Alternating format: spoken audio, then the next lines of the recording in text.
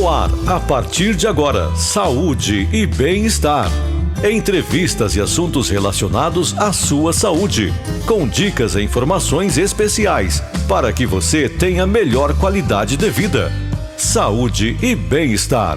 O programa saudável na internet.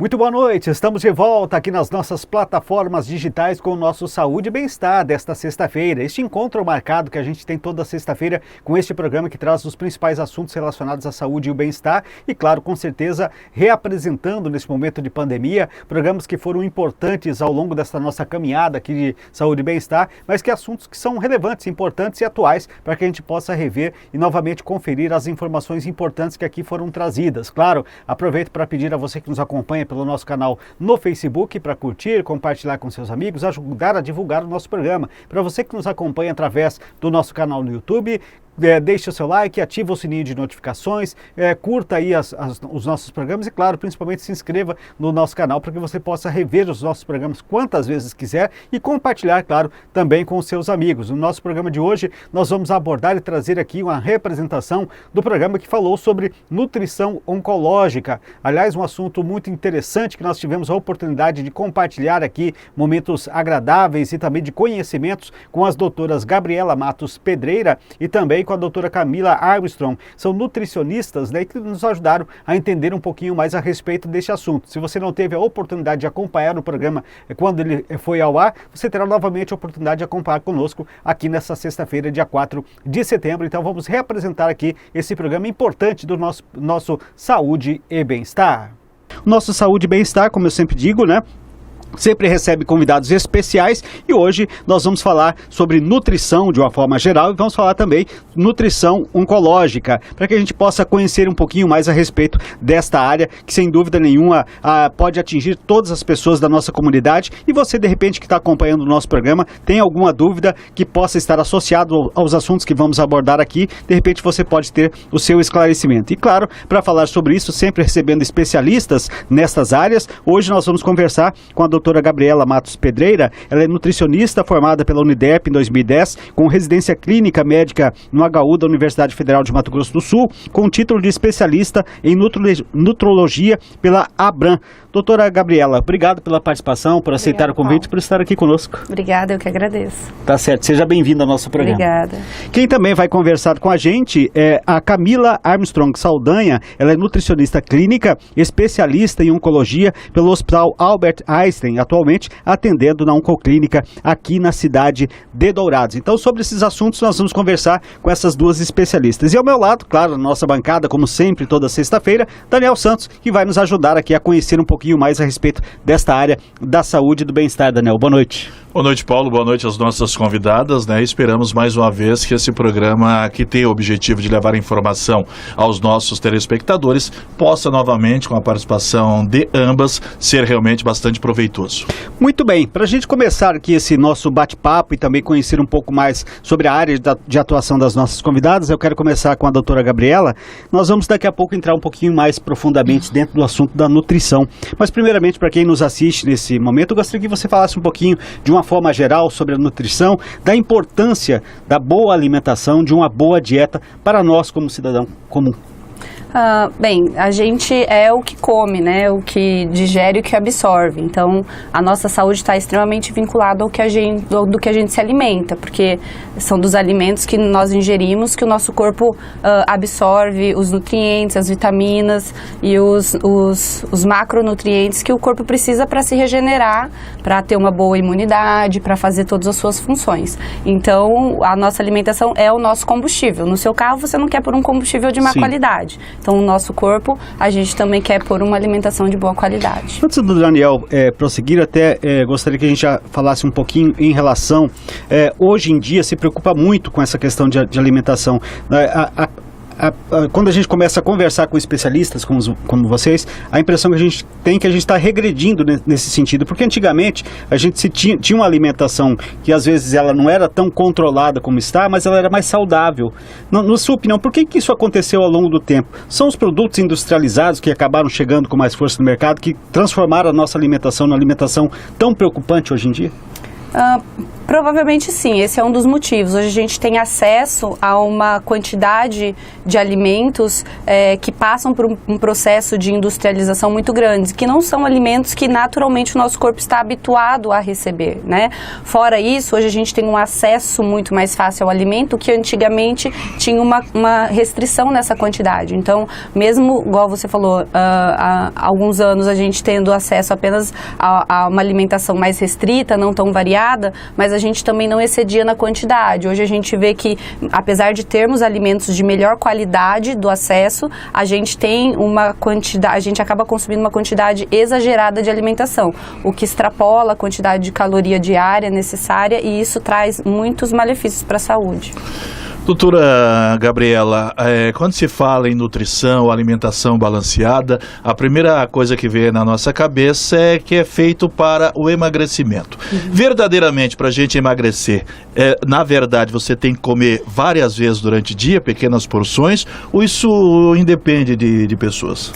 Isso varia de pessoa para pessoa. Essa história de que é preciso comer de 3 em 3 horas para ser saudável, para emagrecer, veio a partir de alguns estudos que observaram, por exemplo, o aumento de um hormônio chamado grelina, que o nosso estômago produz, quando a gente já está algumas horas sem comer. E observou-se que essa grelina começa a aumentar a partir de 3 horas. Então, postulou-se que seria importante que a gente comesse de 3 em 3 horas. Mas isso não é verdade para todo mundo, né? A gente precisa se alimentar na quantidade e na qualidade dos alimentos que o nosso corpo precisa para se manter bem, para se manter saudável. Às vezes, nós como profissionais utilizamos essa estratégia de pedir para o paciente se alimentar de determinado período, até para auxiliar na organização da alimentação, para diminuir a ansiedade para alguns pacientes que têm de saber o que eu vou comer, o que eu não vou comer, para ter essa organização e acabar não extrapolando em algum alimento que seja de pior qualidade. Mas essa não é uma regra geral para todo ser humano. A gente tem que respeitar a individualidade de cada um e propor uma melhor estratégia. Bacana, com toda certeza. Agora, doutora Camila, a gente está falando aqui de nutrição de uma forma geral, mas existe um grupo de pessoas que acabam também tendo que passar por esse controle de nutrição, de alimentação, que é a nutrição oncológica. Primeiramente, para quem nos assiste, para a gente entender um pouquinho de que grupo nós estamos falando, o que é propriamente dita a nutrição oncológica? Bom, a nutrição, ela é a ciência que estuda, né, o alimento, a relação do alimento com o ser humano. Dentro da área da nutrição, nós temos várias áreas. A nutrição oncológica, ela vai cuidar desse paciente, né? Ela vai estudar todos os tipos de câncer, por isso que existe uma especialização para a nutrição oncológica, porque o paciente, ele pode, né, sofrer os efeitos colaterais do tratamento, ele pode passar por uma cirurgia, por um tratamento antineoplásico, por uma radioterapia, então ele precisa estar adequado nutricionalmente. Então, a partir do momento que ele é diagnosticado, é interessante que ele já tenha essa intervenção nutricional, que ele já inicie um plano alimentar. E até como a doutora Gabriela falou, né, da individualidade, o paciente, a nutricionista, ela elabora um plano nutricional e específico para os objetivos, para atender as necessidades desse paciente. Então, os objetivos podem ser os mesmos, mas o plano vai ser distinto. Então, dentro da nutrição oncológica, é necessário entender a palavra câncer está relacionada a mais de 100 tipos, né, de doenças. E, geralmente, também, esses pacientes apresentam outras comorbidades, diabetes, hipertensão, dislipidemia. Então, você vai avaliar esse paciente como, né, não só pelo câncer, mas como um todo. Você citou, doutora, tipos diferentes, né? E esse tratamento através da nutrição oncológica, ele precisa de um acompanhamento, né? Até para o desenvolvimento não só do tratamento do paciente, mas do desenvolvimento alimentar dele. E como que é feito esse acompanhamento? De que forma que vocês trabalham nesse sentido? Então, é interessante que desde o diagnóstico, né, esse paciente já tem um acompanhamento nutricional.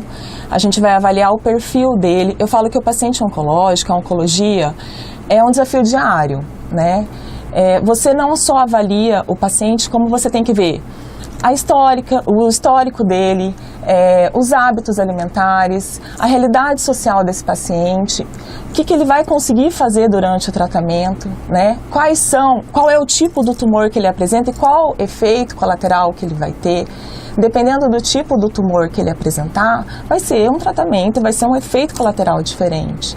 Então, a gente tem que avaliar ele nesse sentido, o que ele vai apresentar, quais são os sintomas que vão surgir, né? E diante disso, tentar deixar ele adequado nutricionalmente, dentro da realidade social dele. Mas dentro até daquilo que ele consiga fazer. Até dentro disso que a senhora está falando, e por ser um desafio diário, com o tratamento em andamento, essa dieta ela pode mudar constantemente, porque ele vai dando resposta em relação àquilo que está do seu tratamento lá, pela sua doença no qual ele está passando, e consequentemente a alimentação vai mudando conforme o andamento disso também, né? Sim, a rádio quanto a químio, elas provocam uma toxicidade no trato gastrointestinal, normalmente. E assim, cada paciente tem também a sua individualidade. Não é porque eles vão receber o mesmo protocolo de tratamento que eles vão ter os mesmos sintomas. Sim. Né? Então, dependendo do tipo do tumor, talvez no início ele não apresente esses sintomas. Ele vai apresentar lá no final. Da metade para o final. Ou se não, no início. Também vai depender de como que ele vai chegar, se ele já estiver bem nutricionalmente, se ele já teve hábitos saudáveis, se ele é um paciente... O paciente idoso, geralmente, ele, né, ou um paciente emagrecido, ele tem que ter um cuidado mais especial. Um paciente de cabeça e pescoço, vai depender muito do tipo do tumor e também, né, fora a localização do tumor, já como está a gravidade, né, da doença. Sim. Como ele chegou ali, se ele foi diagnosticado tardiamente ou precocemente. A senhora falou aí também, quando vê o histórico desse paciente, também entra em questão o fator social, socioeconômico dessa pessoa. Isso. Por exemplo, hoje as pessoas, principalmente quem é atendido pelo SUS e que precisa de ter esse acompanhamento, tem muita dificuldade, inclusive, na aquisição de alimentos adequados para seguir uma dieta, como se diz aí nesse sentido.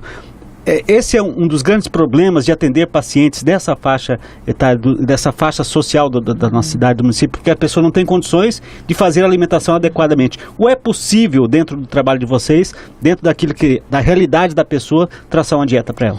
Olha, é possível sim, independente das condições financeiras desse paciente. O que eu vejo mais dificuldade é na parte da suplementação, que realmente os suplementos oncológicos eles são mais onerosos, né, e depender do estado, do município é complicado. Então é mais nessa parte que a gente tem que ter um manejo especial, perguntar para esse paciente o que ele gosta, tentar manter esse volume. Já vamos colocar um paciente que ele está inapetente, ele está com falta de apetite, manter esse volume, né, da dieta dele, mas só que mais calórico. Você vai junto com ele elaborar, né, receitas, vai pensar no que ele gosta, vai conversar principalmente com a família sempre está junto, então a intervenção não é só com o paciente, você age direto com o paciente, mas sempre com a família junto, e assim você vai fazendo o seu manejo. O paciente oncológico, geralmente, depois de uma avaliação nutricional, ele é visto semanalmente, né? Então você tem que ter esse cuidado, porque hoje ele está bem, daqui 3, 4 dias ele não quer se alimentar, e os efeitos que podem causar, né, com o tratamento oncológico são vômito, náusea, alteração do paladar. Muitos pacientes relatam que até a água fica com gosto metálico. Pacientes também falam que certos alimentos que eles adoravam, eles não gostam mais, perdem o sabor para alimentos salgados. Muitos também deixam de consumir a carne vermelha porque acham que vão fazer mal. Então, esse paciente tem que ser visto semanalmente ou de 15 em 15 dias, tem que ter esse acompanhamento bem de perto. Legal, bacana, bem explicado, acho que deu pra gente entender desse início de como funciona. Agora, doutora Gabriela, o Daniel falou agora há pouco, quando se fala de nutrição, se pensa principalmente, não que seja só elas, mas principalmente as mulheres, vem logo à cabeça o emagrecimento. E a gente está acostumado a ver aqui as dietas malucas de todos os dias, né? Existem muitas formas de dietas. Uma delas é a chamada dieta da sopa, por exemplo, né? Essas dietas realmente elas produzem um efeito satisfatório no sentido de produzir emagrecimento na pessoa, ou isso depende muito de quem está fazendo e a forma como é praticada? Essas dietas ditas da moda, que normalmente excluem um ou vários grupos alimentares, em que a pessoa tem que seguir aquilo à risca, que não tem muita variedade, normalmente são feitas por curtos períodos, elas funcionam no efeito de perder peso, mas perder peso não é emagrecer. A gente tem que tomar bastante cuidado com isso, né? Então, se fizer 1 hora de sauna, vai lá perder 1 quilo, isso significa que emagreceu. A gente tem que ter muito esse conceito. Então, por esse motivo, a gente não recomenda esse tipo de dieta, porque na maioria das vezes ela não vai ser uma dieta equilibrada em todos os nutrientes necessários, né? Então, o emagrecimento vai ser um falso emagrecimento, normalmente é uma perda mais rápida de líquido nos primeiros dias, quando você exclui algum grupo alimentar, normalmente carboidratos ou proteínas. Então, o paciente tem uma perda de peso na balança, mas isso não se configura no emagrecimento real. Que o emagrecimento é a gente perder tecido adiposo que está em excesso, tecido gorduroso que está em excesso. Isso é um processo bem mais lento do que alguns dias sem se alimentar de certos alimentos. Então, por isso que não são dietas que nós recomendamos, porque vão excluir alimentos e podem trazer um prejuízo à saúde. Esse prejuízo é muito interessante, porque quando você abre mão de alguns desses ingredientes, eles podem, alguns são inclusive necessários para nos manter em pé, para nos dar a sustentabilidade, de força e tudo mais. E que muitas pessoas sem um acompanhamento, porque foi bom para um, acha que é bom para ele também, né? Mesmo que esse lá que eu citei tenha ido no nutricionista, né? Porque na verdade cada indivíduo tem uma fisiologia diferente da outra e precisa ter esse acompanhamento profissional. E mesmo no mesmo indivíduo, ao longo do tempo, da mesma questão da nutrição oncológica, o mesmo indivíduo, mesmo que saudável, buscando um estilo de vida saudável, uma alimentação saudável, ao longo dos ciclos de vida dele, ele vai precisar de ajustes na alimentação. Então a mesma dieta que serviu para eu emagrecer agora, pode não servir para manter o meu peso e pode não servir para me ajudar a diminuir um peso se caso eu volte a ganhar. Então, a questão é um pouco mais complexa. Fora que, eu digo, a melhor dieta é aquela que eu realmente consigo manter ao longo da minha vida. Não adianta a gente conseguir fazer uma dieta da sopa, do tomate, do abacaxi, de qualquer coisa que seja, e eu conseguir fazer por uma semana e depois eu não conseguir mais, não for tolerável. Então, isso não é sustentável. Então, não vai ser saudável também. A gente vê muitas pessoas que conseguem fazer por esses períodos e perdem realmente bastante peso. Daqui a pouco tá novamente no mesmo peso que estava, até maior, promovendo o chamado efeito sanfona, o que traz outro prejuízo, que é para a pele, para a questão de estética, muda muito nesse sentido também, exatamente por isso, né? Exatamente. Bom, em cima dessa dificuldade, é por isso que muitos têm buscado a lipo, né? Para tirar o excesso de gordura. Ô, doutora, deixa eu fazer uma pergunta. Fala-se muito hoje em distribuição de calorias. Eu gostaria que você explicasse isso, né? E se realmente funciona, faz a pessoa perder peso. A distribuição de calorias, eu não sei como que dizem, né, do que exatamente você está querendo falar, mas a distribuição calórica, quando a gente calcula dentro da necessidade de uma pessoa, a sua necessidade calórica, a gente se baseia isso a partir da taxa de metabolismo basal desse paciente, quer dizer, a idade, sexo, quantidade de massa muscular que esse paciente tem, a gente acrescenta isso, as atividades diárias do paciente para ter uma noção com base em cálculos. Existem alguns exames específicos também que nos ajudam a definir quanto de caloria o corpo dessa pessoa gasta. E a partir desse dado, é possível que a gente monte uma dieta distribuindo essa quantidade de caloria entre os 3 macronutrientes principais, carboidrato, proteína e gordura. E é justamente essa composição que varia individualmente, varia de pessoa para pessoa, pode variar dependendo da estratégia de dieta que está sendo proposta naquele momento, e isso pode ser dividido, além dos macronutrientes, pode ser dividido ao longo do dia. Então, você seria pode uma reposição? Essa distribuição? A distribuição é uma coisa natural do que a gente já faz. É uma matemática. É simplesmente uma matemática. A gente pode ter essa distribuição em termos de qualidade. Estou distribuindo em 40% de carboidrato, 20% de proteína, 30% de gordura. Ou eu posso pegar e fazer essa distribuição ao longo dos dias. Quantas refeições você costuma comer? 2, 3, 6, né? Então, essa distribuição vai depender muito do cotidiano de cada paciente, das necessidades necessidades dele, para que a gente consiga fazer justamente aquilo que eu falei inicialmente, para que o paciente consiga fazer uma dieta ser sustentável na realidade dele, né, na rotina dele. Tem muita gente que não gosta de comer pela manhã, que tem o hábito apenas de almoçar e jantar. É possível fazer uma dieta saudável, distribuindo de forma adequada os nutrientes nessas 2 refeições, como tem muita gente que gosta de comer 4 ou tem o hábito de comer 6 vezes, e aí vai depender de cada caso. Depende da quantidade de refeições que o ser humano faz por dia. Também, exatamente. É mais ou menos assim. Se você gasta mais energia e consome menos, você vai perder, você vai emagrecer. Se você consome mais e gasta menos, é o contrário, você vai ganhar. Por isso que a gente está falando, é matemática. Então, dentro daquilo que você apresenta ali, da sua taxa de metabolismo basal, que é um cálculo, é uma fórmula, a gente vai fazer uma programação de perda de peso. Se for esse o seu objetivo. Se for o seu objetivo manter, é o mesmo cálculo, mas a gente não faz a programação. Se você é ganho de massa muscular, entendeu? Então, para cada objetivo, tem uma estratégia. É por isso que cada vez mais estou me convencendo que não adianta você querer fazer nada por conta. Vamos procurar um especialista que vai ser mais fácil, né? Esse é o nosso Saúde e Bem-Estar desta sexta-feira. Claro, para você que está nos acompanhando aí pelo Facebook, muito obrigado por estar conosco. Mais uma vez, toda sexta-feira a gente tem esse encontro marcado. Já quero aproveitar para você curtir, compartilhar com seus amigos, ajudar aí, marcando os seus amigos, para que eles possam também ter acesso a este conteúdo. Se você está com a gente através do nosso canal no YouTube, não esqueça de deixar o seu like. Não esqueça também de ativar aí o sininho de notificações, porque aí você recebe uma mensagem e acompanha sempre o programa ao vivo aqui com a gente. Claro, aproveita para se inscrever no nosso canal. Nós temos aí uma playlist com muitos programas Saúde e Bem-Estar, com assuntos diversos, diferentes, para que você possa também estar bem atualizado e informado com estes profissionais que aqui estiveram no nosso programa. Esse programa também vai ficar à sua disposição aí nas nossas plataformas digitais. E claro, como sempre, toda sexta-feira, a gente traz o Saúde e Bem-Estar no oferecimento aí do nosso companheiro, né, da nossa companheira de sempre aqui, que é a Unimed Dourados. Sentir-se cuidado é poder contar com a Unimed Dourados. É poder fazer parte das 40 mil vidas atendidas por mais de 400 médicos aqui no estado de Mato Grosso do Sul. Poder contar com farmácia e laboratórios próprios e um ambulatório com agilidade em consultas médicas. Acreditamos que este é o cuidado que você merece, porque cuidar de você, este é o plano. Há 40 anos eu falei da Unimed Dourados aqui no nosso Saúde e Bem-Estar desta sexta-feira, em que nós estamos falando aqui sobre nutrição, em especial nutrição geral, mas também, claro, entrando um pouquinho na nutrição oncológica, e por isso nós estamos conversando com as doutoras Camila e também a doutora Gabriela, que estão aqui conosco na noite desta sexta-feira. Doutora Camila, de que forma, por exemplo, uma boa nutrição pode evitar o surgimento, por exemplo, do câncer de mama?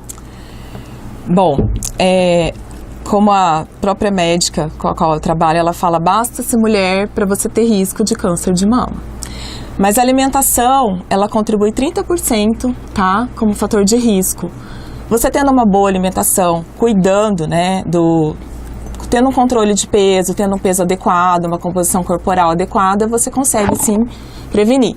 Tem os riscos que a gente fala que são os modificáveis e os não modificáveis. Os não modificáveis é a história familiar, a genética, a idade. Sim. E os modificáveis é o estilo de vida, né, desse indivíduo, dessa paciente, no caso. E o que está inserido? Se é uma paciente sedentária, se faz uso abusivo de álcool, tabagista, né? E principalmente se ela tem uma alimentação correta.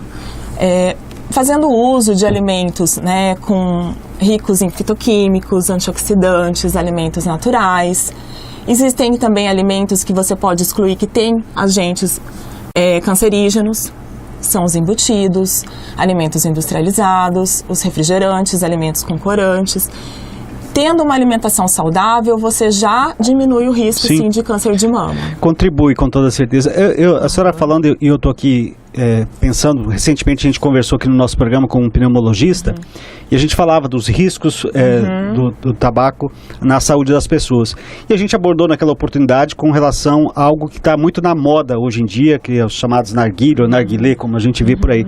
E é muito comum entre jovens, meninas jovens fazendo uso desses produtos, que muitas vezes, além do tabaco, vem outros produtos ali junto. Isso, sem dúvida nenhuma, além daquilo que a senhora já citou com relação ao cigarro, potencializa muito mais esses riscos, né? Sim, potencializa. E a alimentação é o segundo, né? Vem depois do tabagismo, mas o tabagismo ainda é o primeiro. Primeiro risco. Com relação à obesidade, ela pode desenvolver o câncer com mais facilidade? Sim, pode. Não só o de mama, como o de endométrio, tá? Câncer de bexiga, vários tipos de câncer. Por quê? O tecido adiposo, ele produz uma inflamação. Você estando, né, acima do peso, sobrepeso ou obeso, existem riscos, né, de aumentar os níveis de hormônios sexuais, que é o estrogênio, que está ligado ao câncer de mama, aumenta a produção de secreção de insulina, tem vários fatores, né, pró-inflamatórios que vão gerar riscos para o câncer de mama. Aumento dos vasos sanguíneos, que é um processo que a gente chama de angiogênese. Tem estudos também que falam que até a obesidade atrapalha na morte celular. A gente tem um processo que chama apoptose e diz que a obesidade, o tecido adiposo, né, é como se o sistema imune estivesse reagindo contra. Então, ele não consegue programar a morte das células. E nós temos as células que são, né, protoncongênitas. E também, você estando obeso ou sobrepeso, você atrapalha a sua microbiota intestinal, que é responsável pelo seu sistema imune. Correto. Doutora Gabriela, falando aí da boa nutrição, vamos dizer assim, né? Hoje, a pessoa que quer ter uma alimentação saudável, ela deve optar por os produtos light, diet, ou reduzir o doce normal já é suficiente? Uma pessoa que está preocupada em ter uma alimentação saudável para ter saúde, ela deve se preocupar em consumir os alimentos na sua forma in natura. O melhor alimento é aquele alimento da forma como ele vem na natureza.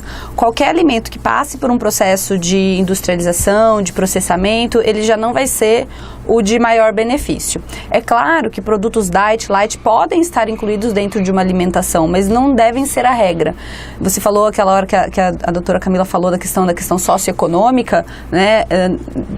Fora a suplementação no caso específico de doença, não tem nenhum alimento que precise ser industrializado. A gente consegue fazer uma boa alimentação Sim. com produtos que eu digo da feira e do açougue, entendeu? Basicamente, Sim. do que a gente encontra nesses locais.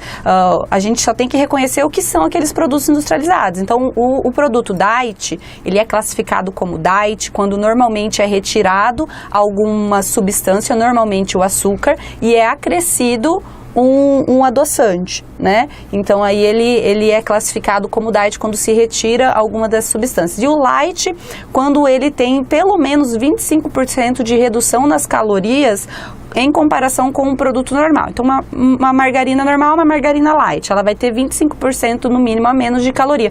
Mas isso não significa estar ingerindo um produto de melhor qualidade, porque nem sempre caloria é ruim. Então, o ideal é sempre a gente analisar o produto. Então, pensando numa boa nutrição, não se basear em diet light e sim em alimentos da sua forma natural. Por exemplo, os doces, o ideal é que sempre seja um doce da fruta, um doce o mais natural possível. Pode-se consumir esses alimentos industrializados? Sim, mas não como base na nossa alimentação. E tem a questão também, mesmo sendo diet ou light, ele tem uma quantidade menor, seja do açúcar ou da gordura, por exemplo, mas também vai depender da quantidade do consumo de cada indivíduo. Se ele consumir bastante aquele produto, ele vai praticamente igualar a mesma... Perfeito, raciocínio perfeito, exatamente isso. Por isso que eu digo, ele pode estar incluído dentro de uma alimentação saudável, mas não deve ser a base.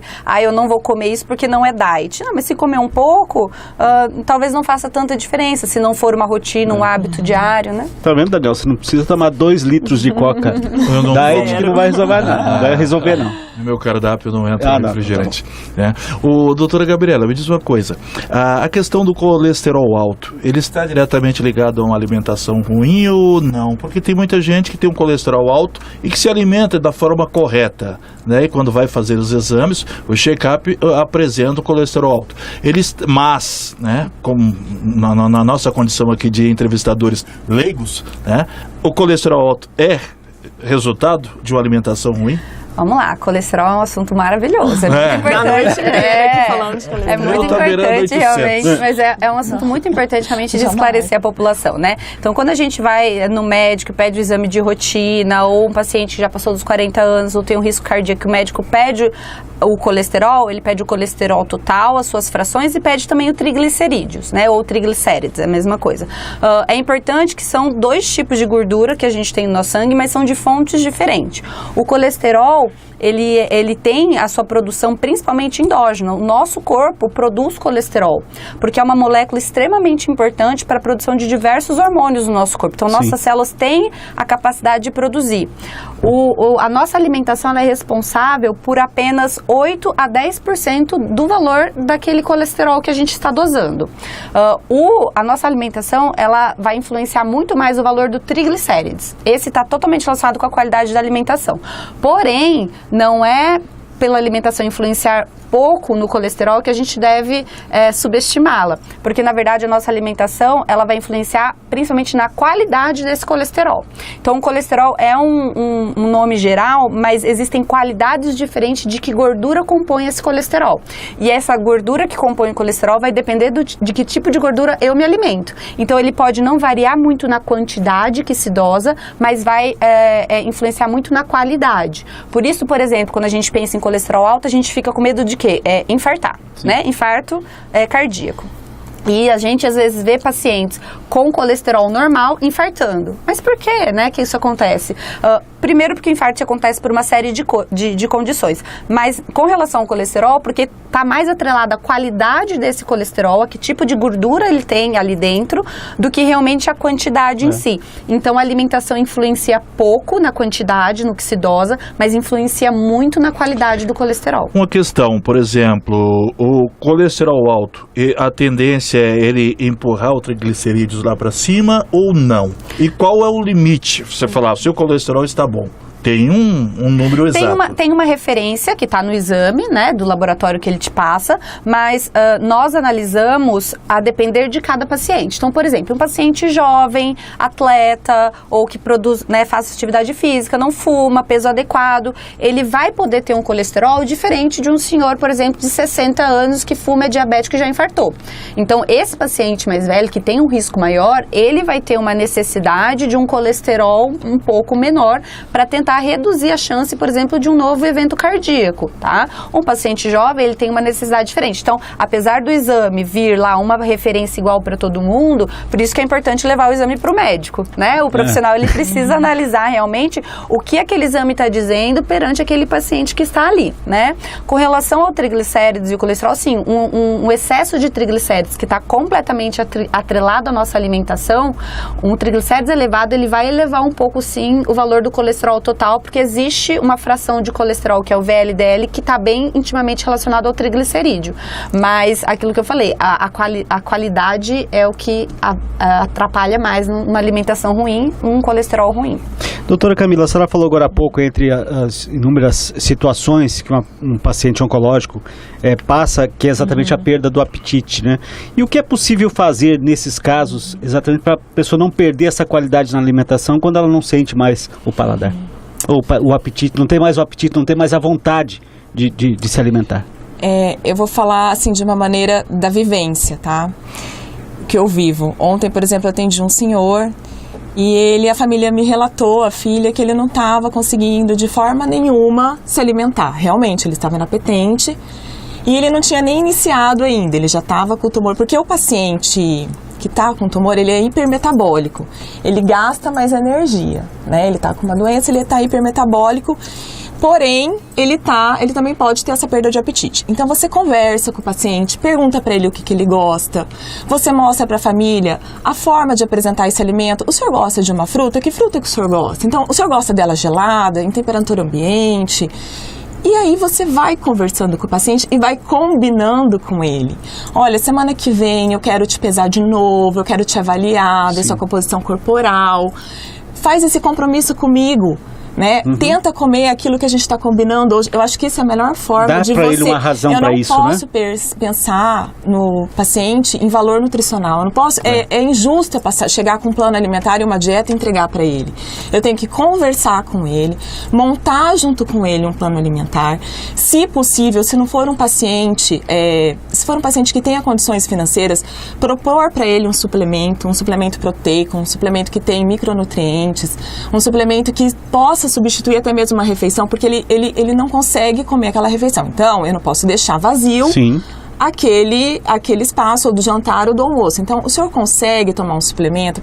Prova esse aqui, vê se o senhor gosta. Eu geralmente mostro para ele, às vezes eu tenho umas amostras, dou para ele experimentar. Muitas vezes eles falam que o paciente está inapetente, na minha sala eles tomam inteirinha a garrafinha. Você vê que estava com vontade de experimentar, mas ele não quer aquela comida que está sendo servida no dia a dia. E às vezes não quer falar para não dar o trabalho, né? E a pressão da família, você tem que comer, você tem que se alimentar. Eu falo assim para a família, você não vai perguntar para ele, você mostra e oferece numa boa apresentação aquele prato. Sim. Né? Coloque de uma maneira que seja atrativa para ele. Bacana. Nesse caso, o médico, né, ele, no seu caso, passa a ser quase que uma psicóloga, né? Ah, sim. Tem que haver uma negociação com o paciente. Agora, doutora, com relação ao tratamento em si, o paciente que está passando pelo processo de radioterapia, ele tem que receber uma nutrição diferenciada? Sim, tem. Vou te explicar. Depende também da localização onde esse tumor, né, vai ser irradiado. A radiação, ela vai matar aquela célula cancerígena, só que vai depender do volume do tecido que está sendo irradiado, da localização, das sessões, do número de sessões que ele vai fazer, tudo isso também para te dizer o que ele vai sofrer de efeito colateral. Se é um paciente que está tratando o sistema nervoso central, cabeça e pescoço, região abdominal, o tórax, pelvis, né? Um paciente, por exemplo, de próstata, ele tem que seguir uma dieta específica durante todo o tratamento. Então, normalmente esse paciente ele vai emagrecer, ele vai sentir porque ele fazia uso de vários alimentos e durante o tratamento ele vai ter que fazer uso de alimentos que não podem ser fermentados. Totalmente uma dieta diferente. antifermentativa. Então, cada caso é um caso. Durante a rádio também, toda semana eles são vistos, são passados, são avaliados e a gente vai fazendo o manejo nutricional conforme os sintomas apresentados. Muito bem. Doutora Gabriela, a doutora Camila falando o caso do paciente oncológico que às vezes precisa fazer uso de suplementos. Mas e quando a pessoa normal tenta substituir esses alimentos por suplementos? Isso pode ser prejudicial para ela? Pode ser prejudicial a depender do que existe dentro daquela substituição, né? A gente tem que entender que os alimentos, os nutrientes dos alimentos, eles não são tão bem absorvidos na forma da suplementação como são com o alimento in natura. O nosso corpo sabe, ele vem em combinação, eles têm relações que facilitam a absorção dos nutrientes quando no alimento in natura, né? A pessoa que precisa fazer uma suplementação, usar um suplemento quando indicado por um profissional, assim como a doutora Camila falou, é um suplemento a uma alimentação que já está estabelecida e que normalmente a gente precisa complementar. Agora, a pessoa, Paula, como você falou, que vai substituir uma refeição por um suplemento, quando faz isso de uma forma muito contínua, pode trazer malefícios justamente nesse sentido, de achar na primeira questão psicológica, né? Eu só mantenho o peso ou emagreço se eu usar o suplemento. Não é uma coisa interessante. E pode sim, dependendo do que vem desse suplemento, da qualidade, da quantidade da composição, pode trazer alguns riscos. O principal que a gente tem em literatura, dependendo do tipo do suplemento, é fazer uma hepatite, por sobrecarga justamente de algum componente que venha dentro desse suplemento e que às vezes a gente não tem um controle estrito. Quando a gente está cozinhando e comendo, a gente sabe o que está comendo, certo? Quando está num pozinho que você coloca ali, aquelas letras ali, nem tudo a gente entende, né? Então é importante a gente ter essa questão. Se bem orientado por um profissional, é possível de fazer uso de uma suplementação, mas a gente não recomenda que seja feito sem orientação. No caso das fibras, doutora, elas agem mais de forma efetiva quando se consome muito pouco líquido e no caso, existe uma regra, uma maneira de melhor consumi-las? A fibra alimentar, a definição de fibra vai ser um componente, normalmente um carboidrato, que não é digerido pelo nosso sistema digestivo, pelas nossas enzimas, então a gente não absorve, ele fica no nosso intestino, né? Existem classificações dessas fibras, por exemplo, fibras solúveis, fibras insolúveis, então essas solúveis elas conseguem se dissolver um pouco, viram gel, então vão ter um benefício às vezes de absorver remover excesso de gordura, de carboidrato, de proteína, facilitar o trânsito intestinal, junto com essas insolúveis que não se dissolvem. Então, a fibra, ela é importante de estar dentro de uma alimentação saudável. E é importante que ela esteja em todas as nossas refeições, né? Sim. Justamente, se você vai se alimentar de cereais, de grãos, de vegetais, de frutas, todos esses alimentos possuem fibras. Então, o ideal é que ela não esteja concentrada num único momento, né? O mais importante é que esteja distribuída nas refeições que o paciente for fazer. Hoje ela é muito utilizada principalmente para quem pratica academia, né? Eles consomem muitas fibras, né? Isso faz parte também desse processo? Não necessariamente. Normalmente o paciente que pratica academia, ele também tenta ter uma alimentação saudável, né? Então é um paciente que normalmente procura um nutricionista, faz um acompanhamento, busca seguir uma dieta certa porque ele quer ou perder peso ou ganhar músculo. Então normalmente ele vai fazer uma dieta mais calculada, mais regrada, e as fibras sempre estão em conjunto, né? Como em algumas estratégias o paciente pode, às vezes nessa modificação da dieta, sentir às vezes o intestino mais preso ou não, e aí a gente pode lançar mão de um suplemento de fibra para auxiliar nesse processo de regulação. Mas vai depender realmente de cada caso. Muito bem. Doutora Camila, dentro desse processo todo da nutrição, tem os chamados alimentos funcionais. O que seriam e para que servem os alimentos funcionais? Bom, os alimentos funcionais, pelo próprio nome já diz, né? Ele tem uma função, uma funcionalidade no nosso organismo. Ele promove benefícios à saúde. E os cientistas, eles queriam saber por que, quando eles começaram a pesquisar os alimentos funcionais, eles queriam saber por que alguns alimentos faziam tão bem e outros alimentos não faziam bem, mas também não causavam nada, e alguns até eram maléficos. Aí eles começaram a pesquisar dos alimentos funcionais e viram que esses alimentos eles podem proteger, né, reduzir os riscos de doenças crônicas. Correto. Lembrando que o alimento ele não cura doença, ele previne, ele melhora o estado, né, nutricional, mas ele não cura. Tem que sempre, né, ter o médico junto. Não, porque a gente vê tantos tratamentos, principalmente oncológicos, em que o paciente ele faz uma opção de não tratar, né, como deveria ser tratado com o médico e acha que a nutrição vai modificar e vai melhorar. Não, tem que ser associado. Nada substitui um tratamento, tá, com um oncologista. E voltando ao assunto dos alimentos funcionais, nossa, existem inúmeros, né? Não tem nem como eu te falar aqui, os livros são imensos, mas existem também alimentos funcionais que vão proteger e prevenir o câncer, alimentos que são cardioprotetores, alimentos que possuem, são esses que possuem os fitoquímicos, antioxidantes, né, bioativos. Eles possuem na sua composição, por exemplo, a linhaça, ela tem a lignana. A lignana protege, tem uma substância que protege, né, o coração. Tem alimentos que protegem o câncer, previnem o câncer, né? Então, são vários. Os probióticos estão falados. Os prebióticos que são fibras, os probióticos que são os micro-organismos vivos, que são as bactérias saudáveis. Então, existem inúmeros. Você pode, sim, fazer uso desses alimentos, né? Que também não são tão caros, que nem a gente estava falando de suplementação. Doutora Camila, agora há pouco você falou a respeito de como você, digamos, né, em termos, negocia com o seu paciente uma forma de alimentação que convença e ele passe a consumi-la. No caso do vegano, né, que está fazendo essa nutrição oncológica, como que você consegue trabalhar essa alimentação com uma pessoa que é vegana? Tem como, né? Tem como. Primeiro, deixa eu até te falar, o vegano e o vegetariano. Eu tenho mais paciente vegetariano do que vegano. O vegano, ele é mais restrito ainda. Ele não faz uso, né, não come nenhum tipo de alimentos de origem animal. Também não fazem uso, né, de produtos de higiene, remédios, nada de animal. Já o vegetariano, ele pode consumir os ovos, os leites, os derivados. Então, a dieta dele fica mais flexível. Normalmente, um paciente em tratamento, ele precisa de uma dieta hiperproteica.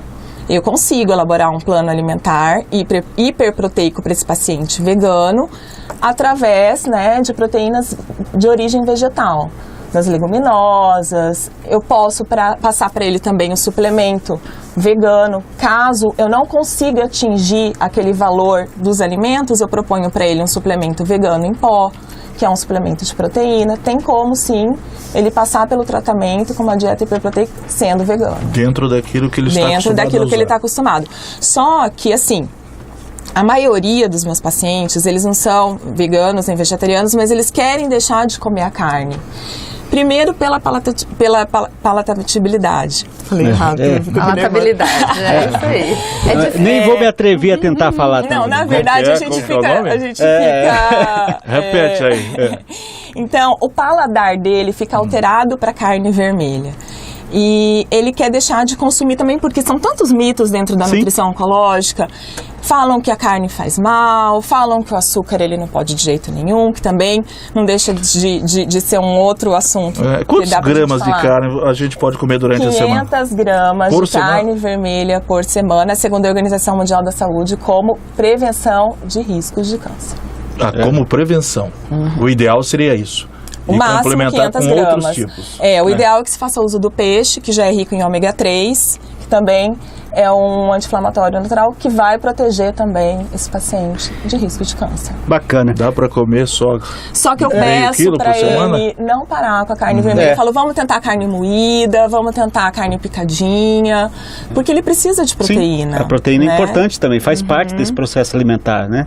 Bom, o nosso programa está muito bom, mas para mim fechar até o programa, eu tinha até uma pergunta, Gabriela, para fazer para você, que falava das questões de se existe uma dieta universal, porque esse é um assunto muito, muito grande. Mas até vou mudar aqui dentro do que estava no nosso roteiro, para dizer o seguinte: muitas pessoas que buscam o emagrecimento e que às vezes fazem esse tipo de dietas, não seria melhor ela tentar entender por que ela está ganhando peso, do que ao invés de tentar arrumar o problema lá na frente?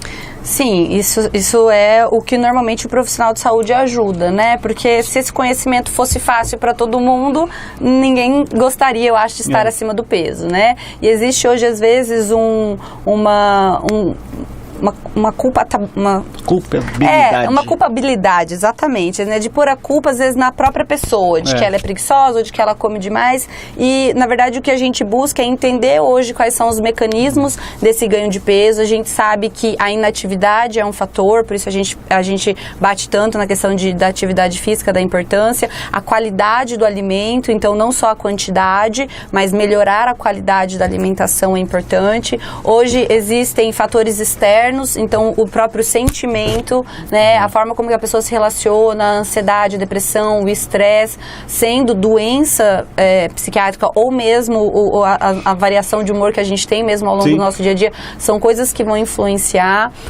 e substâncias externas. Hoje existe um conceito de disruptor endócrino, que são substâncias químicas que a gente está em contato o tempo inteiro, que exercem uma certa influência e mudam o metabolismo nosso celular e está tendendo a aumentar o peso, né? Fora a questão de doenças, hormônios, toda a questão que tem que ser investigada. Então, realmente, quando o paciente está acima do peso, não está feliz com a sua composição corporal, o que a gente orienta é que busque um profissional de saúde, um nutricionista, um médico, para que ele possa ser orientado de quais são as possíveis causas, fazer uma primeira análise, né?